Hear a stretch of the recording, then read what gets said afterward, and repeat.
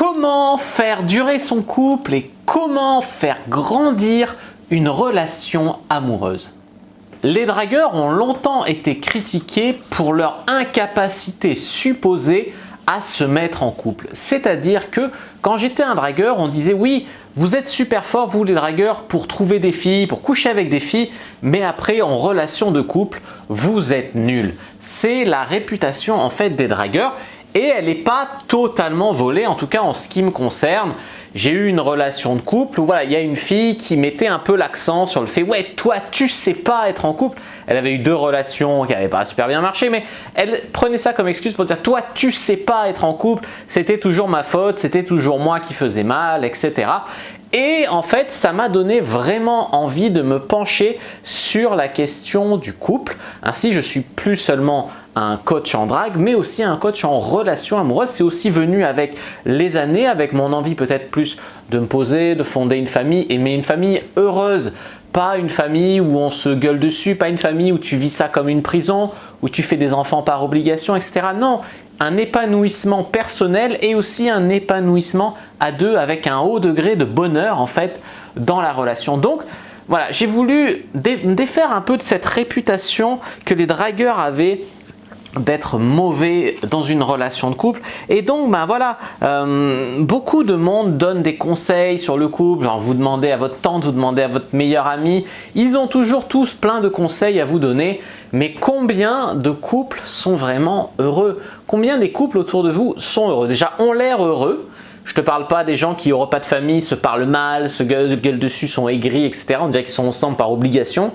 Je te parle même pas de ces gens-là. Je parle des gens qui ont l'air heureux, parce que c'est différent, parce qu'il y a des gens qui ont l'air heureux de l'extérieur, puis ils t'appellent une semaine après, ils te disent ben, on s'est séparés, ça fait un moment que ça allait plus, mais de l'extérieur, ça se voyait pas. En fait, il y a très peu de couples qui sont vraiment heureux, et en fait, ça tient au fait qu'il n'y a pratiquement pas d'éducation au couple, pratiquement pas. Il y a encore moins d'éducation au couple, je trouve, que d'éducation à la séduction. Alors, je parle de bonne éducation au couple, comme je dis, n'importe qui peut donner son avis, machin. Mais c'est pas vraiment ça que j'appelle une initiation au couple. Disons, moi je me suis formé, alors j'ai fait des formations vidéo, j'ai lu beaucoup de bouquins, après j'ai expérimenté aussi. Et c'est quelque chose qui m'a beaucoup aidé. J'ai laissé ça un petit peu maturer, je sais pas comment on dit, ça m'échappe. Mais j'ai laissé ça un peu voilà, reposer dans ma tête pour prendre un peu du recul, etc. Et je me suis mis à écrire le guide du couple heureux, donc un guide pour les gens. Alors, pour qui en fait? Disons, c'est pour les gens qui sont déjà en couple, donc pour améliorer leur relation de couple, être beaucoup plus heureux à 2, peut-être même sauver leur couple si ça va pas. C'est aussi pour les hommes ou les femmes qui ne sont pas en couple avec une personne, n'arrivent pas en fait à être en couple avec une personne qui leur plaît vraiment, ou alors ils se mettent toujours en couple avec le même genre de personne, genre ouais, je tombe toujours que sur des connards, que sur des pervers narcissiques, ou moi je tombe que sur des meufs hystériques, un peu folles, etc. Donc déjà les mecs qui ont du mal, les filles qui ont du mal à se mettre en couple, qui se mettent toujours en couple avec une personne qui leur convient pas, ils répètent une sorte de schéma. Il y a aussi les gens qui sont en couple par défaut, c'est-à-dire ils se sentent une obligation de ouf de se mettre en couple et donc ils prennent la première personne autour d'eux qui veut aussi un couple. Mais c'est pas vraiment ça être un couple en fait. C'est pas vraiment comme ça, disons qu'on va se mettre vraiment en couple. Ça s'adresse aussi aux gens qui sont déjà en couple mais que ça avance pas. Genre, ils n'arrivent pas à emménager ensemble, ou ils n'arrivent pas à se dire je t'aime, ou ils n'arrivent pas à parler de faire un enfant. Voilà, comment faire avancer le couple. Ça s'adresse aussi aux gens qui ont un manque de respect dans le couple ou qui ont très peur que dans leur couple, en fait, on se manque de respect. Donc ça, c'est un truc très courant. Je vois des mecs qui parlent mal à leur meuf, des meufs qui parlent mal à leurs mecs. Enfin, c'est pas vraiment beaucoup de couples en France, ils respirent pas vraiment le respect. Tu vois ce que je veux te dire? Aussi beaucoup de couples qui perdent leur désir, qui perdent leur sexualité, leur envie, etc. À tel point que quand j'en parle autour de moi, on me dit toujours « mais c'est normal, non? Ça fait 6 mois qu'on est ensemble, on baise une fois par semaine, une fois tous les 15 jours, ça suffit. » Non, ce n'est pas normal un couple qui s'use comme ça. Ce n'est pas normal. C'est pas parce que c'est le cas de la plupart des couples autour de nous que c'est normal et inévitable. Il y a des choses qu'on peut faire pour éviter que ça arrive ou si ça arrive pour se remettre du moins sur le bon chemin. Parce que en fait, c'est un symptôme d'une relation qui finalement ne va pas si bien que ça. Même si elle peut aller bien, sur le côté on a les mêmes habitudes, on se pose devant la télé le soir, voilà. Mais il y a si la sexualité part en couille, c'est symptomatique qu'il y a quelque chose d'autre qui ne va pas. Et puis aussi, voilà, si vous avez une sensation de prison, une sensation que vous tombez que sur des mauvaises personnes, que vous êtes en couple, quand vous êtes en couple, que vous n'êtes pas bien, que vous n'êtes pas en prison, vous n'êtes pas épanoui, que c'est trop contraignant, il y a trop de règles de couple qui vous sont imposées, voilà, vous vous forcez, etc. Voilà, ce livre, il s'adresse vraiment pour vous. Donc, aux hommes et femmes hétéros ou gays ou bi, parce que en fait, c'est quasiment les mêmes choses entre les relations hétérosexuelles et les relations homosexuelles. C'est très semblable, les relations de couple à proprement parler, les mêmes règles, on va dire, les mêmes conseils qui s'appliquent. Si vous êtes célibataire, ça peut aussi être important parce qu'il y a toute une partie sur comment trouver quelqu'un, pourquoi vous ne trouvez pas les bonnes personnes, et aussi sur, plus tard, quand vous serez en couple avec la bonne, comment mettre la relation tout de suite sur des bons rails. Parce que quand tu es en couple avec une personne, mais que la relation part en couille, parce que vous ne savez pas gérer un couple, ni l'un ni l'autre, et voilà, chacun pense faire, vous fait à l'instinct. Mais c'est bien, je pense, d'avoir une ligne directrice. Et vous pouvez aussi le lire en couple. C'est-à-dire si un le lit, puis l'autre le lit, etc., ça va forcément ouvrir le dialogue sur des choses qui feront vraiment avancer votre couple. Voilà, donc ça va vraiment plus loin que juste je suis en couple, je veux que ça se passe mieux. Ça, c'est déjà important, mais il y a vraiment d'autres choses autour et c'est ce dont je vais vous parler maintenant. Alors la première chose, c'est vraiment pour éviter les schémas qui se répètent, les gens qui se mettent vraiment en couple avec toujours la même sorte de personne et ça marche jamais, tu vois, ils répètent, ils se tapent toujours la tête contre le même mur. Aussi les gens qui se mettent en couple par défaut ou alors en couple par j'ai envie d'être en couple, qui a envie d'être en couple, tu vois, non ça c'est pas normal, il faut vraiment qu'on en parle.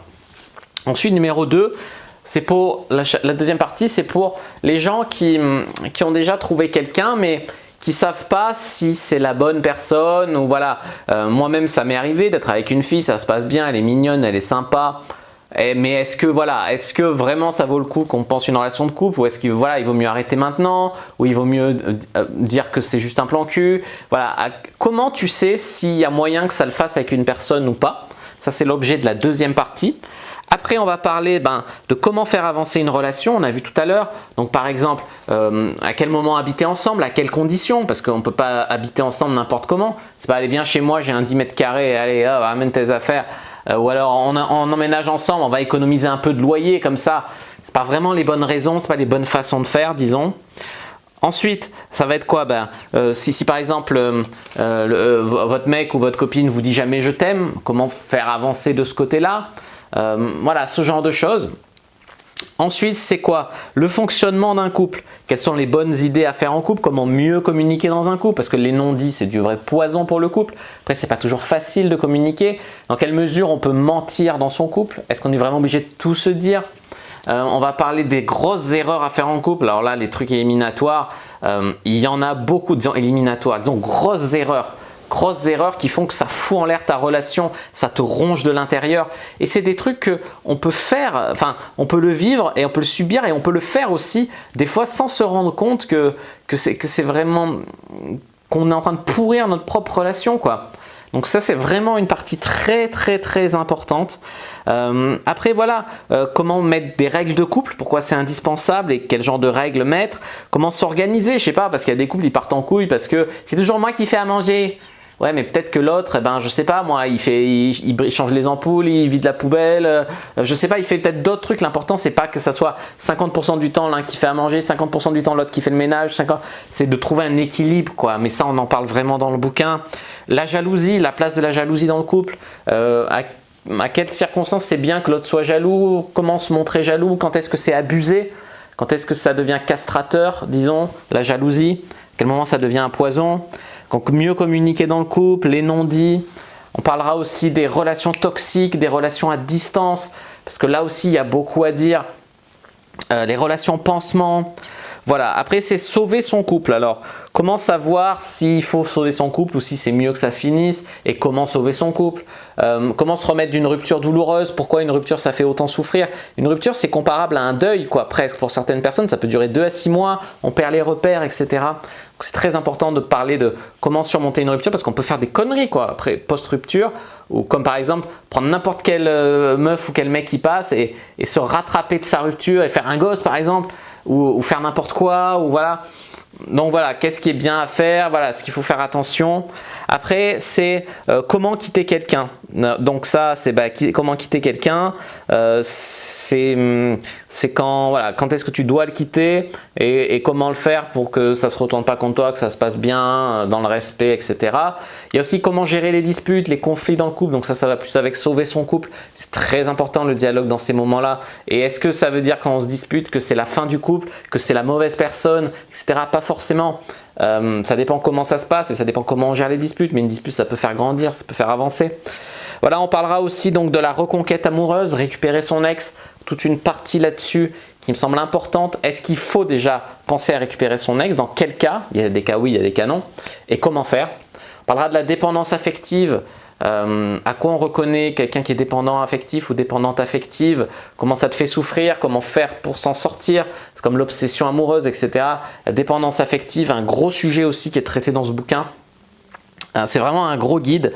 Et puis après, la sexualité, la place du libertinage, s'il y a eu une infidélité dans le couple. Mais vraiment, le grosse partie sur la sexualité, c'est plus comment en fait garder ce désir dans le couple, tu vois.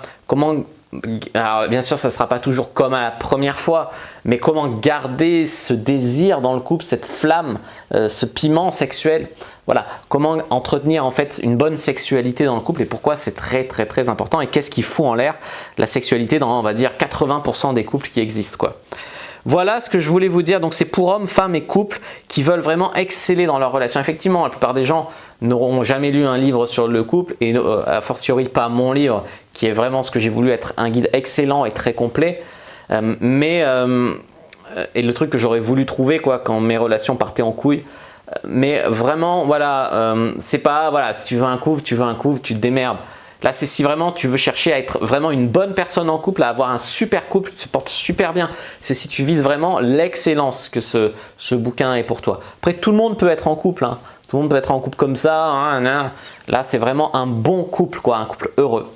Et puis aussi, c'est voilà, il faut savoir que c'est très important de se pencher sur pourquoi avoir un bon couple, comment avoir un bon couple, parce que quand tu es avec quelqu'un que ça se passe bien et tout, tu as tendance à vivre plus longtemps, à vivre plus heureux, en meilleure santé, etc. Donc c'est une problématique qui me semble très importante, quoi.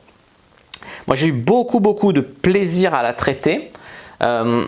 Déjà, sous l'œil de célibataire, ça te permet de mieux gérer tes relations futures et de mieux trouver quelqu'un en couple et pas perdre son temps avec les mauvaises personnes et plus comment trouver les bonnes personnes. Et en tant que couple, ça t'aide vraiment à casser même en tant que célibataire, à casser les barrières, à pas vouloir être en couple. Voilà. Et en couple, c'est pour faire vraiment que ça se passe bien et que ça soit vraiment épanouissant. Le truc, c'est pas de vous dire en couple on fait ça, en couple on fait ça. Chaque couple a des spécificités. Mais c'est que vous trouviez votre bonheur et votre épanouissement dans votre couple. Après, oui, il y a une ligne directrice qui est semblable à la plupart des couples, disons à tous les couples, quoi. Voilà, j'espère vraiment que cette vidéo vous aura plu, vous aura motivé à découvrir mon nouveau guide, le guide du couple heureux. Je vous mets un lien dans la description de la vidéo pour que vous puissiez aller lire l'article relatif à ce guide. Je vous mets aussi un lien pour l'acheter directement parce que vraiment je pense que si vous êtes concerné, ça va vraiment vous apporter. Moi j'ai eu beaucoup de plaisir à le faire, ça fait plusieurs mois que je travaille la question et vraiment c'était une nouvelle dimension parce que là j'étais plus dans la séduction, l'approche, la drague, même le sexe, mais là c'est vraiment, voilà, moi j'ai eu beaucoup de plaisir à le faire, ça m'a vraiment passionné. J'ai vraiment donné le meilleur pour faire un guide, j'espère qu'il deviendra culte pour les couples parce que finalement il n'y a pas grand chose de vraiment bien je trouve sur les formations pour les couples, quoi. Donc voilà, j'espère vraiment que ça vous plaira. Si c'est le cas, n'hésitez pas à mettre un like sous la vidéo, à commenter. S'il y a des questions, je répondrai avec grand plaisir. À vous abonner à la chaîne, à activer la cloche pour ne pas rater les prochaines vidéos. À me suivre sur les réseaux sociaux, Instagram, Twitter, Facebook, etc.